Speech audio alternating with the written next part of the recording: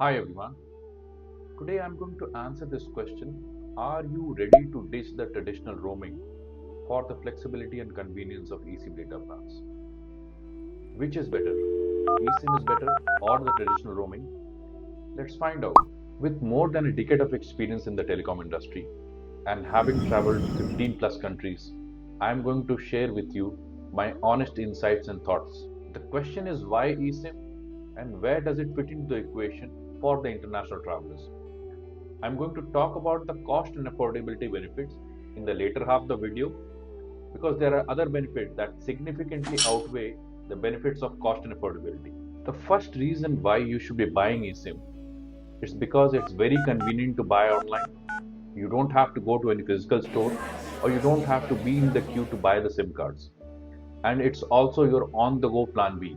As an international traveler, you are most vulnerable when you're not in a public Wi Fi zone or when you do not have access to the internet.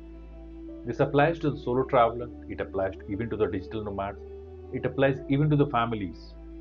Quite often, you will suffer from poor internet connection or less data speed.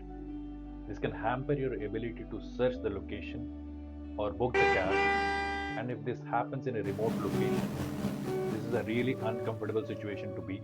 Whether you're traveling with your family or your spouse, people tend to do a bit more planning for their safety and comfort. And having an eSIM data plan on top of the traditional roaming plan gives that additional layer of cushion.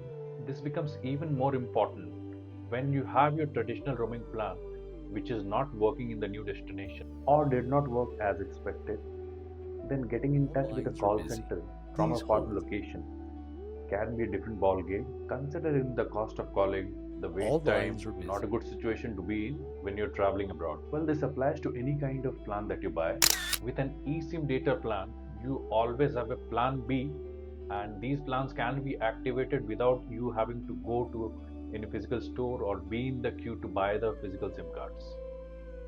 Always remember, in an unknown place, best to trust only safe and secure internet, and ideal to have at least two plans.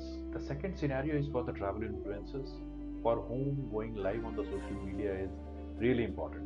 Imagine being in a situation when you are not able to upload the videos on time because you don't have an alternate option if your primary plan is not working, or not being able to upload the edited videos in a timely manner to keep your viewers updated. If you are a travel influencer and still not using data eSIM or eSIM, I suggest that this is a must use tool in your kit. The next one, which is my personal favorite, is having the ability to manage multiple eSIM profile on your mobile phone. Meaning you can store more than two active plan or connections on your phone. And who on earth would not like to have multiple options within multiple clicks? Imagine that you're traveling to multiple countries. It is possible for you to buy a global eSIM, regional eSIM, or some countries clubbed together. But this functionality or this feature or this flexibility is not there with a physical SIM. Now let's look at from the activation standpoint. Let's compare activation of traditional roaming plan and activation of eSIM plan. In case of eSIM plan, you go to the online portals, you select the countries that you're traveling, choose the number of GBs that you want to. You buy it and then you will be receiving a QR code.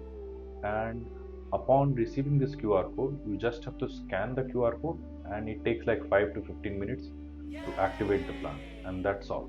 Compare this activation with the traditional roaming. If you are a postpaid customer, then you need to have a decent amount of security deposit with them before they actually consider your activation. If you wanted to understand the plans of these operators, then you have to call their customer care. Fortunate ones do not have to go through the hassle of 10 minutes of IVR to get to the phone officer. Unfortunately, common people like us, they are not fortunate. The next benefit of eSIM is remote activation, meaning these plans can be activated from anywhere and any place and anytime. Let's say that you're traveling to New Delhi with a hop in Dubai, but the hop in Dubai is for quite a decent number of hours. This gives you enough time to go out and explore the city. And in these kind of scenarios, eSIM data plans are the best for you. The second scenario can be you went to Australia to meet your friend, and there both of you decide that you wanted to explore New Zealand as well, or maybe Malaysia or Singapore. In these kind of scenarios, this was not initially your plan.